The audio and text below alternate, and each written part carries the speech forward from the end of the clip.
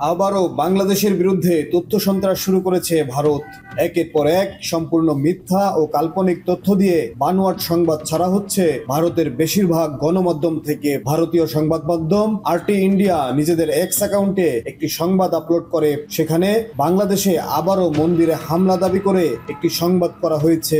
বাংলাদেশে হিন্দুদের মন্দিরে হামলা ও প্রতিমা ভাঙচুর করা হয়েছে এই শিরোনামে একটি ভিডিও ফুটেজ প্রচার করে সংবাদ মাধ্যমটি। তবে তথ্যটি একেবারেই যে সত্য নয় তা জানিয়েছেন ফ্যাক্ট চেক সংস্থা রিউমার স্ক্যানার। সোমবার আরটি ইন্ডিয়া ওই ভিডিওটি প্রচার করে। তবে রিউমার স্ক্যানার বলছে, প্রথমত মন্দিরের হামলার দাবিটি মিথ্যা, কারণ ভিডিও ফুটেজটি মন্দিরে হামলা কিংবা ভাঙচুরের নয়। দ্বিতীয়ত, যে ভিডিও ফুটেজটি বাংলাদেশের বলে প্রচার করা হয়েছে সেটি আসলে ভারতের পশ্চিমবঙ্গের বর্ধমানের একটি কালী মন্দিরের প্রতিমা বিসর্জনের দৃশ্য।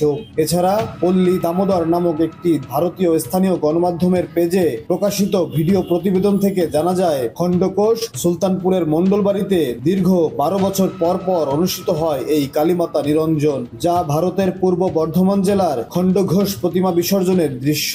বাংলাদেশে মুসলিমরা হিন্দুদের মন্দিরে হামলার যে দাবি প্রচার করা হচ্ছে তা সম্পূর্ণ মিথ্যা বলেও জানিয়েছে Rumor Scanner. Bashir Hossain, Khulna gazette.